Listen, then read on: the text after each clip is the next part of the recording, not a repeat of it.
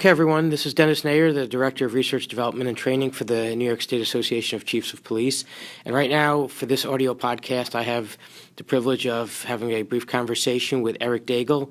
He's a very well-known and well-regarded attorney who defends police officers, and he also does tremendous trainings that help police officers minimize their chances of being on the other end of a lawsuit. So, Eric, thank you very much for being here. Dennis, thank you. I appreciate the opportunity.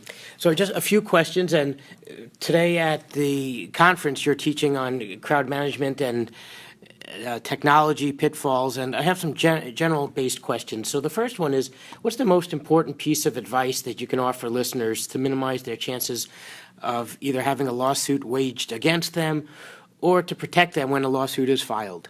Well, today we have the opportunity to talk about specific issues such as the crowd management and issues in technology, but that's more of a general application, and so the importance of understanding is the organizational structure of the department, the protections that police departments have as to effective constitutionally based policies, ensuring that their training modules support their policies that are developed, and more importantly, ensuring that supervisors are holding their officers accountable to the policies and training of the department. It's kind of like a department philosophy, which is the chief needs to take responsibility for the mission of the department and set the standards and tell them how they should be doing the job, show them how they should be doing the job, and then holding them accountable to doing the job that way.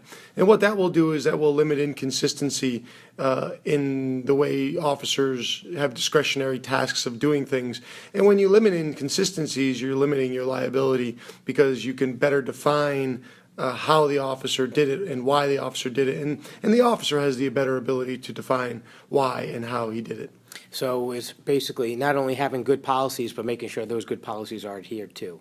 Yes, I mean there has to be. It's got to, in my world, there's a three-part test to that, and again, it's the policy, the training on the policies, and then the supervisors to hold the officers accountable to the policy. Okay, so if I follow up on that, and this we just kind of really did discuss the importance of proper policy development and policy adherence, and obviously that's something in your business that you help a lot with and can provide. Can you just briefly touch on that? Well, policies are the guiding documents and industry standards, and therefore, like today we're talking about crowd control, and we'll talk about technology, and the issue with all of those is that there are certain things that there has to be guiding operational standards. This is the way it's going to work. This is what we're going to do. This is who's responsible for what. And we need to make policies in law enforcement not a negative application. Not policies are often perceived by officers as the things that they're going to be held accountable for, the discipline is going to impose.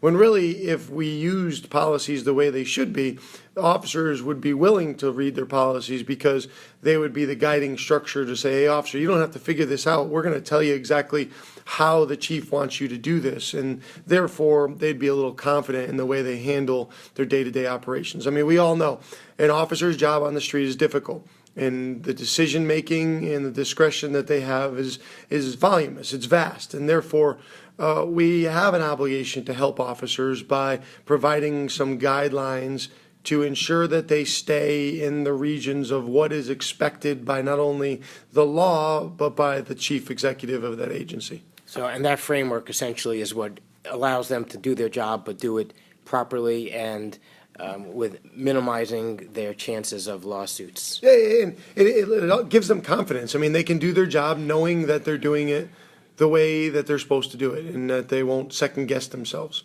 Excellent.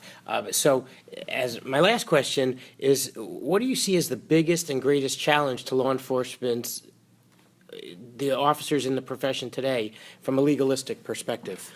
The biggest challenge is that there is so much information. We are in information overload, meaning we are, no matter what topic you're dealing with, everybody's written articles and papers, and there's legal cases, and there's summaries, and really what I find challenging and what I've made our mission at Daigle Law Group is to take all this information and to break it down into a capacity that a police executive could actually use without being overwhelmed by it. I mean, to say to a police executive, you need to operate your police department and take care of your community and take care of your cops and solve all the crime problems. And you also need to read all of these things that come out on a daily basis and how you're supposed to be doing that is just unrealistic. And the fear for most police executives nowadays is that I'm missing something important. I'm missing something that I should know, because they all want to make sure they're doing a great job.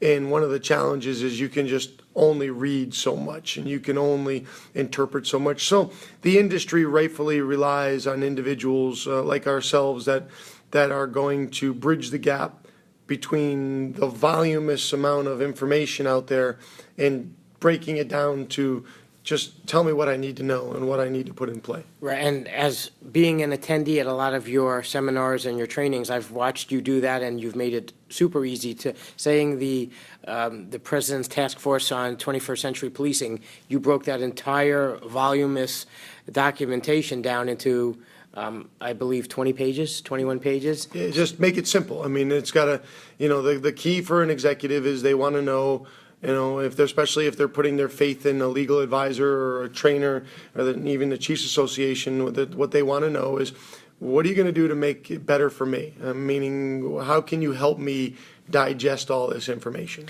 So with that, to close, for our listeners, how can people follow you, attend your trainings, and or receive copies of your highly informative legal bulletins? Is there a web address or? Yep, so DaigleLawGroup.com. And on DaigleLawGroup.com, you'll see a registration for newsletters that will provide you with legal updates. There is also training on the website. There is information on our policy center and policy projects and trainings that we offer across the country. And anybody can at any time call the office and ask any questions if they're looking for something that they can't find. Well, again, thank you, and on behalf of the State Chiefs Association, your trainings are always on point, and we appreciate the information that you give us. Daigle Law Group enjoys our relationship with the New York Chiefs, and we're very thankful for the opportunity to be involved.